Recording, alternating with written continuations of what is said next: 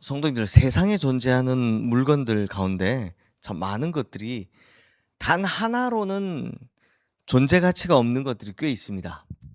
예를 들면 우리가 생활하는 것에 많죠. 양말, 장갑, 신발, 젓가락 등등 이 짝을 잃어버리면 아무 소용이 없어서 그 남아있는 한 가지마저도 버림받는 경우들이 많이 있습니다. 그러니 이런 것들은 짝이 함께 있을 때 존재 가치가 있고 사용 가치가 있죠. 뭐 음식 중에도 이런 것들이 있습니다. 굳이 예를 들었는데 뭐 호떡, 붕어빵, 만두 뭐 이런 게 있죠. 예를 들면 호떡에 꿀 없으면 호떡입니까? 네. 그냥 밀가루 덩어리 튀기는 거겠죠. 그다음에 붕어빵도 밀가루 반죽에 반드시 그 속에 단팥이 있어야 붕어빵 고유의 맛이 납니다. 무엇보다 만두는 만두소와 만두피가 함께 있어야 만두지죠. 그 없으면 둘 중에 하나라도 없으면 그 만두가 아닙니다. 성도님들, 믿음 생활 역시 마찬가지입니다. 제가 왜 이 예를 들었냐? 보십시오. 믿음을 가지고 있다라고 하면서 행함이 없으면 이건 짝 없는 양말과 같다라는 겁니다. 안고 없는 찐빵이다라는 겁니다. 믿음이 있다라고 하면서 행함이 따라오지 않는다라고 하면 이 믿음은 죽은 믿음이요, 가짜 믿음이요, 하나님께서 기뻐하시는 믿음이 아니라고 야고보 사도가 말씀하는 겁니다.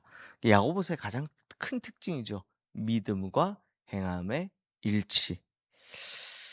이 말씀은 2000년 전 초대교회 성도들이나 지금 우리들이나 동일하게 똑같이 해당되는 말씀입니다. 우리 14절 말씀 함께 읽어보겠습니다. 내 형제들아, 만일 사람이 믿음이 있노라 하고 행함이 없으면 무슨 유익이 있으리요? 그 믿음이 능히 자기를 구원하겠느냐? 자, 듣기에 따라서 이 말씀은 우리에게 꽤나 충격적으로 여겨집니다. 왜냐하면 행함이 없는 믿음은 구원받지 못한 믿음이다라고 딱 규정하고 있기 때문입니다. 그래서 옛날에 우리 루터 같은 분들은 이제 야고보서를 굉장히 오해해서 네, 정말 쳐다보기도 싫다. 무슨 지푸라기다 뭐 이런 식으로 표현을 했었는데요. 근데 이게 들어보면 그렇지는 않습니다. 이에 대해 야고보가요, 이런 예를 하나 들고 있습니다. 우리 15절 16절 말씀 함께 읽어보겠습니다. 만일 형제나 자매가 헐벗고 일용할 양식이 없는데 너희 중에 누구든지 그에게 이르되 평안히 가라, 덥게 하라, 배부르게 하라 하며 그 몸에 쓸 것을 주지 아니하면 무슨 유익이 있으려. 자, 성도님들, 이거 현대판으로 만들어 보겠습니다. 우리 교인들이나 어떤 분들이 어려움을 겪을 때 어 만약에 그 사람이 재정적인 문제로 어려움을 겪는다고 쳐 봅시다. 그러면 저 사람이 뭐가 어렵다는 걸 뻔히 알고 있습니다. 그런데도 내 주머니에 있는 어떤 것 하나 건네주지 않습니다. 심지어 따뜻한 식사 한번 사주지 않습니다. 그러면서 말로만 "아유, 기도할게요. 기도할게요." 라고 한다고 합니다. 근데 자신은 아무것도 하지 않으면서 하나님께서 도우실 것이다? 이게 진짜 공허한 메아리다라는 겁니다.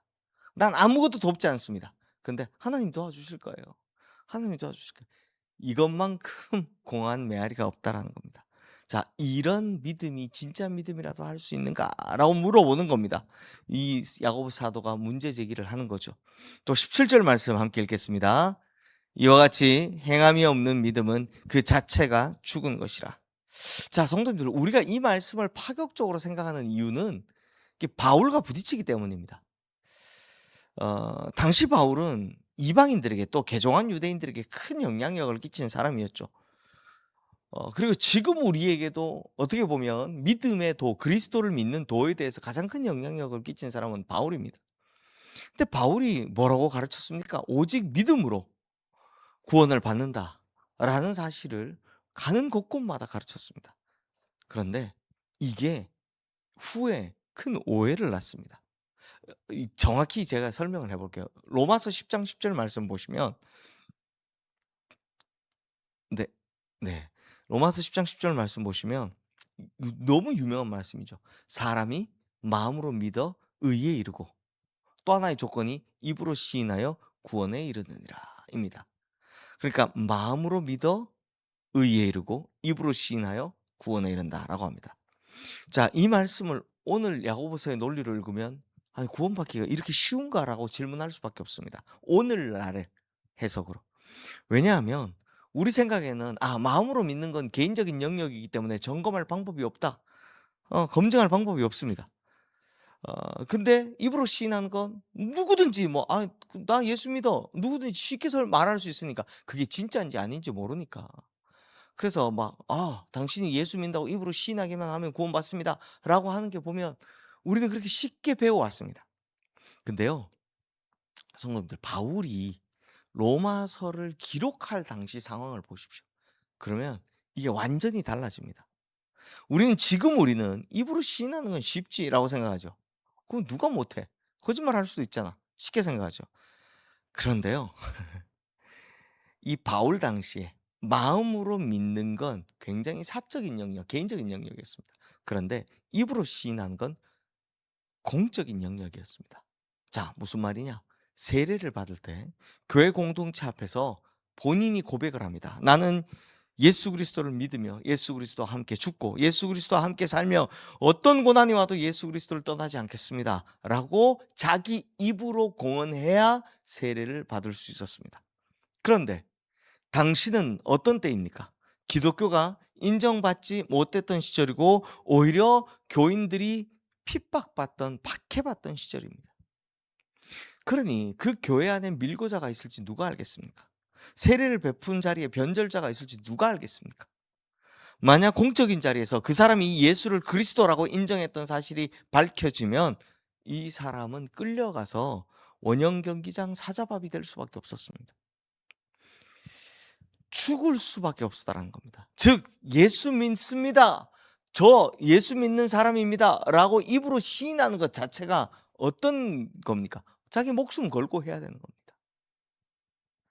이것이 그 당시의 상황이었습니다. 그러니 바울이 로마서에서 말한 입으로 시인한다는 건 상당히 적극적인 행위를 말하는 겁니다. 그러니까 입으로 시인하면 구원받겠지, 마음으로 믿으면 되지, 뭐 믿음만 있으면 되지, 무슨 행함이, 아니요. 이 말은 상당히 적극적인 행위입니다. 어떤 행위요? 자기 목숨을 거는 행위였습니다.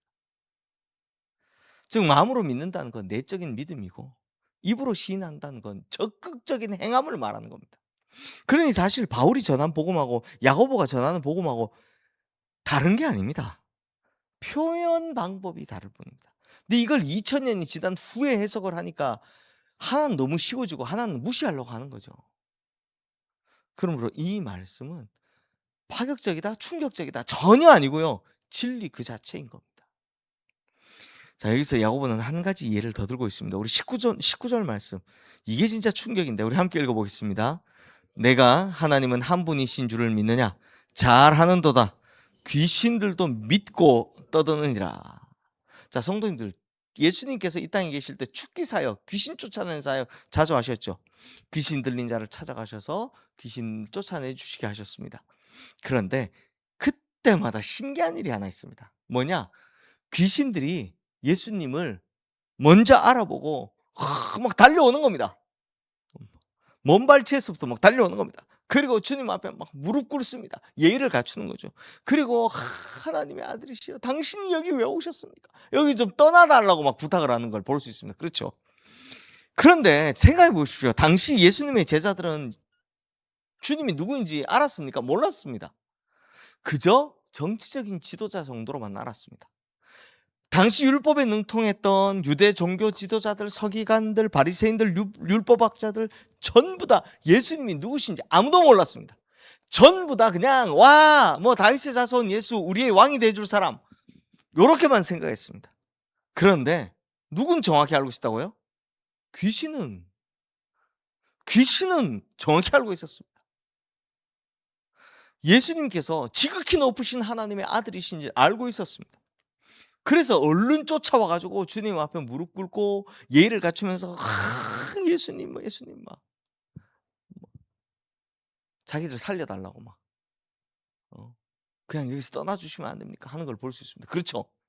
근데 이상한 건 그 예수님을 알고 믿던 귀신들 중에 귀신이 구원받았다는 이야기는 단 한 번도 들어본 적이 없습니다. 귀신이 구원받았다라는 이야기는 단 한 번 읽어본 적도 없습니다. 성경에 그런 거 있으면 한번 가져와 주시면 제가 짜장면 한 그릇 대접할게요. 왜 그렇습니까? 왜? 귀신은 예수님을 아는 믿음에 그쳤기 때문입니다. 예의도 갖췄고 기도의 형식도 빌려서 간절하게 주님께 간구도 했습니다. 빌었습니다. 그런데 그들은 십자가 예수 그리스도를 믿지 않는 겁니다. 쉽게 말하면 십자가를 지는 길을 걷지 않는 겁니다. 십자가 짊어지고 예수 따라가는 길을 가지 않는다라는 겁니다. 그러므로 성도님들, 우리는 거룩한 십자가의 사명을 감당하는 것이 믿음과 행함의 조건이다. 즉 구원의 참된 길이다라는 걸 기억해야 합니다. 예수님께서 제자들에게 뭐라 말씀하셨습니까? 누구든지 나를 따라오려거든 자기 십자가를 지고 나를 따라올 것이라 라고 말씀하셨고, 또 서로 사랑하라고 또 말씀하셨고, 즉 힘들고 어렵지만 너에게 진짜 믿음이 있다면 그걸 삶으로 행함으로 증명해 보이라는 겁니다. 진짜 믿음이 있다면 귀신의 믿음이 아니라 진짜 믿음이라면 증명해 보이라는 겁니다. 그 증명은 뭐로 합니까? 행함으로 하는 겁니다. 그때 그걸 증명할 때 온전한 구원이 일어난다라는 거죠. 자, 성도님들, 우리가 믿는다고 하면서 행하지 않는 걸 야고보의 논리에 따르면 그 귀신이 예수님을 알고 믿는 거하고 똑같다는 겁니다. 귀신 믿음이다라는 겁니다. 그러므로 우리의 믿음이 귀신의 수준의 믿음과 동급이 되지 않으려면 하나님의 말씀대로 행해야 한다라는 거죠. 이것이 귀신의 믿음과 우리의 믿음이 차별화되는 시점이고, 우리가 하나님 앞에서 구원받는 믿음으로 나가는 첫걸음이 될 것입니다. 여기에 대해서 확실한 또 다른 예를 하나 드는데 21절 말씀 함께 읽겠습니다. 우리 조상 아브라함이 그 아들 이삭을 제단에 바칠 때 행함으로 의롭다 하심을 받은 것이 아니냐. 창세기 22장에 나오는 유명한 사건이죠.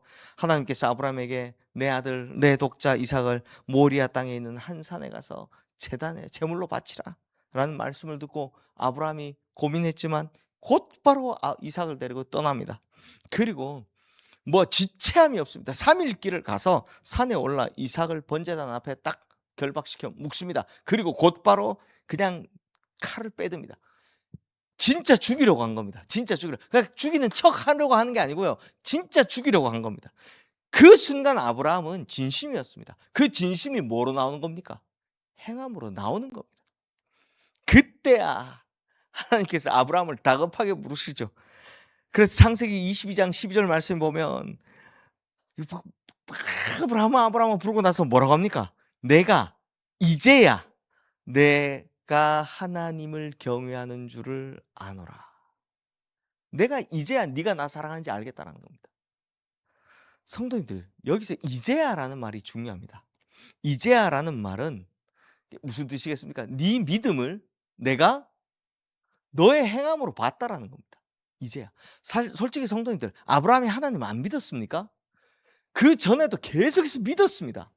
믿었습니다. 그래서 그 우리 로마서 보고 왔지만 할례 가지고 싸울 때 바울이 뭐라고 합니까? 아브라함이 믿음으로 의롭다함을 칭함받았을 때가 할례 받기 전 아니냐라고 이야기합니다. 믿었습니다. 믿었는데 하나님은 지금 이제야라고 이야기합니다. 그 이제야란 뭡니까? 네 마음에 있는 믿음을 행함으로 보였으니 그 믿음을 내가 이제야 참 믿음이라고 인정할게라는 겁니다. 그러므로 오늘 우리 마음에 있는 믿음을 행함으로 보일 때 그때야 그 믿음을 하나님께서 의롭다 하시는 믿음이 될 줄로 믿습니다.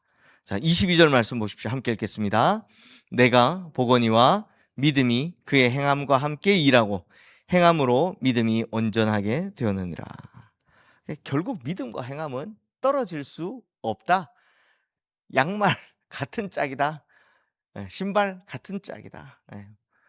뭐 찐빵과 안고 같은 거다. 떨어지면 온전하지 못하다는 겁니다. 그러므로 우리 성도님들, 가짜 믿음, 반쪽짜리 믿음, 짝을 잃어버린 믿음 만들지 마시고 행함을 통해서 세워지는 온전한 믿음 가지게 되시기를 주님의 이름으로 축원합니다. 그러니 이제부터는 우리가 가지고 있는 믿음을요, 행동으로 실천하고 보여주고 삶으로 나타내어서 진짜 하나님 앞에 인정받고 하나님의 기쁨이 되고 하나님께 칭찬받는 우리 참된 믿음 가진 우리 성도님들 다 되시기를 주님의 이름으로 축원합니다. 이 시간 오늘 주신 말씀 기억하며 기도하겠습니다.